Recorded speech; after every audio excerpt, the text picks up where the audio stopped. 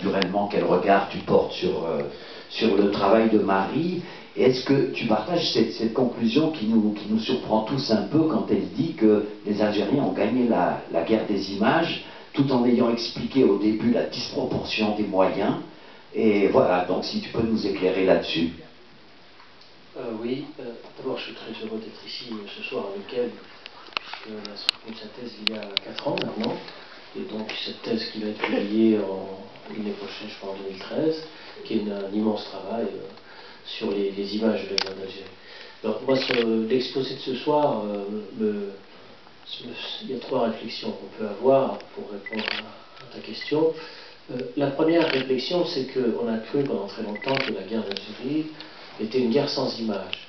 C'est-à-dire que c'était un peu une sorte de préjugé, en fait. On considérait que cette guerre n'avait pas de représentation visuelle, qu'il y avait une impossibilité pratiquement à la représenter sur le plan des images. Or, ce travail nous montre le contraire. C'est-à-dire qu'il y a eu, pendant cette guerre, un océan d'images, puisque le travail qu'elle a accompli en particulier à l'ECPA, c'est-à-dire en France, et puis le travail aussi à Alger, parce qu'elle mérite de ce double regard, nous montre qu'il y a, je ne sais pas, peut-être 150 000 photos ou 100 000 photos, enfin du côté français, ce qui est absolument incroyable, ce qui est gigantesque.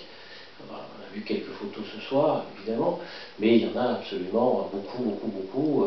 Et donc ce travail, c'est déjà effectivement la remise en question de ce stéréotype sur l'absence d'image. La seconde chose que nous montre ce travail, c'est que face aux Algériens, il y avait une immense machine de propagande, avec des laboratoires photos qui étaient tout à fait très organisés, des projections d'images, des prises d'images, et puis bien sûr, ça a été très bien expliqué, le fait de faire circuler les images par l'intermédiaire, par le canal, des journaux dits traditionnels, des médias classiques, en masquant l'origine des images. Et ça, c'est un travail, disons, de l'armée française qui a été énorme. C'est un travail de propagande absolument gigantesque, qui a été mené pendant toutes ces années, de 1956 à 1961. Et donc, c'est un travail aussi qui visait, par la propagande, à contrôler les imaginaires, les esprits, le territoire, etc. Et face à cette machine-là, il y a cette réappropriation de l'image par le camp d'en face. C'est ça qui est intéressant. C'est-à-dire que les images produites par les Français sont ensuite, disons, remises en circulation avec un sens différent. Et c'est pour ça d'ailleurs que 50 ans plus tard, aujourd'hui, en 2012, on a du mal, lorsqu'on va en Algérie, lorsqu'on travaille, on va au musée du Moujahid, etc. Il y a une thèse qui va bientôt être soutenue par un autre doctorant bientôt, là, en septembre, sur les lieux de mémoire de la guerre d'indépendance algérienne. On voit dans ces musées algériens, par exemple, toute la difficulté à trier ce qui relève des images prises par les Français, des images prises par les Algériens, parce qu'elles se confondent, elles sont réutilisées avec des sens différents, et donc là aussi c'est un aspect tout à fait nouveau, tout à fait éclairant.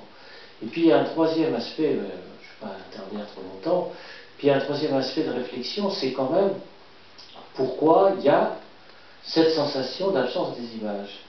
C'est-à-dire pourquoi est-ce que ça a continué? Pourquoi est-ce que pendant des années, toutes ces images qui ont été prises, tous ces clichés de la guerre, avec les atrocités, y compris les aspects de propagande, l'aspect psychologique, etc., pourquoi est-ce que dans le fond, toutes ces images ne se sont pas imprimées dans les esprits?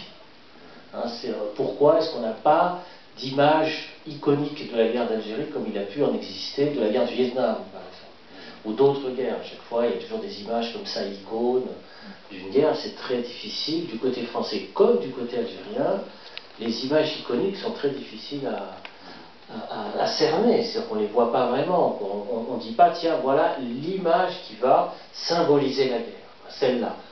Par exemple, dans ce qui s'est passé en Algérie dans les années 90, qu'on le veuille ou non, il y a une image qui s'est imposée, l'image de Ben Talha, c'est l'image de ce qui s'est passé.